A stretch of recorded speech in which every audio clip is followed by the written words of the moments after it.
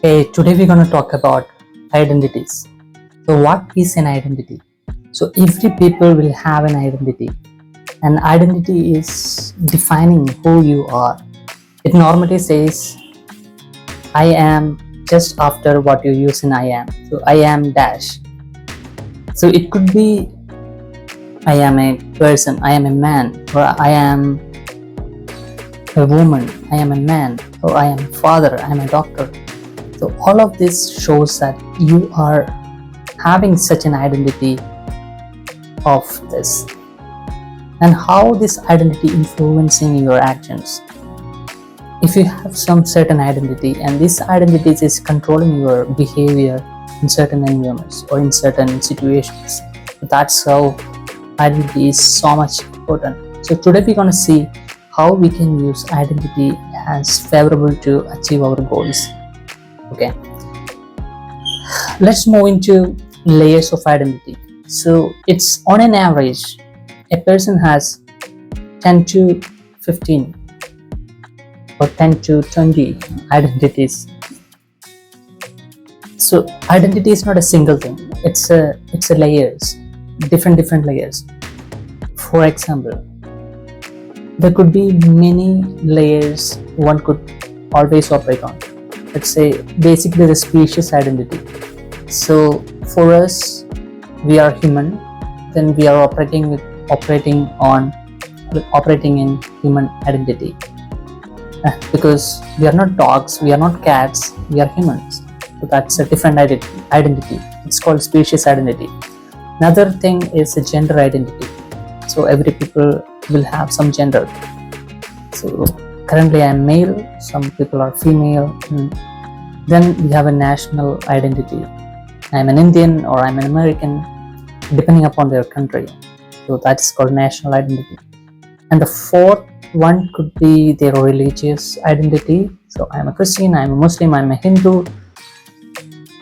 Then they are operating on top of that.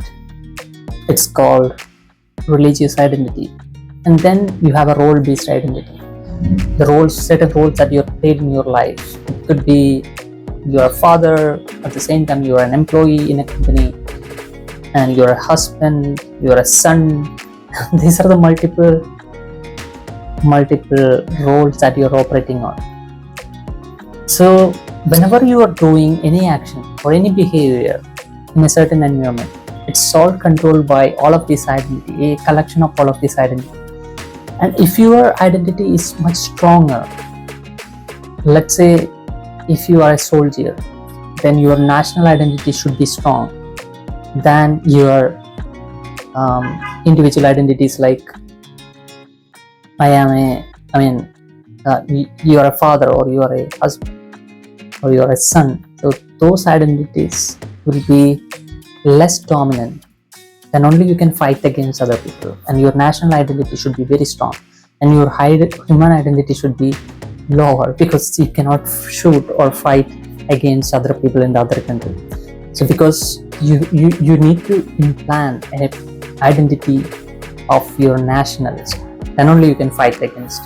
Okay, so this is how these different identities working on us.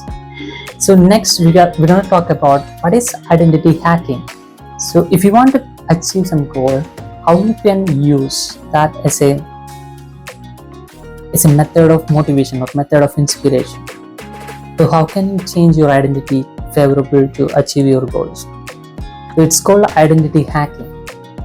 And let's say if you want to get a healthy body, and you are operating from an identity like, I have commitment towards my body, I have commitment to improve my health. So if you embody that identity, then all of your actions will be guided by this identity. So you will feel easy when you're trying to go to the gym and doing the exercise and sitting a lot. It doesn't make any disappointment for you, because you are operating on that identity. So that's how identity is controlling you.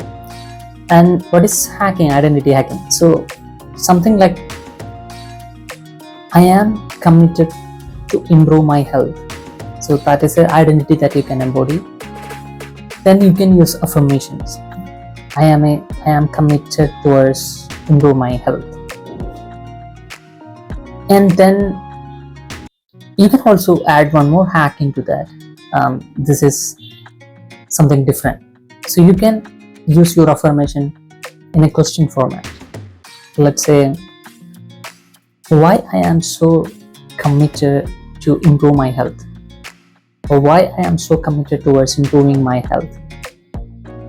So when you dealing with affirmation, then if you are in a question format and positively framed question format,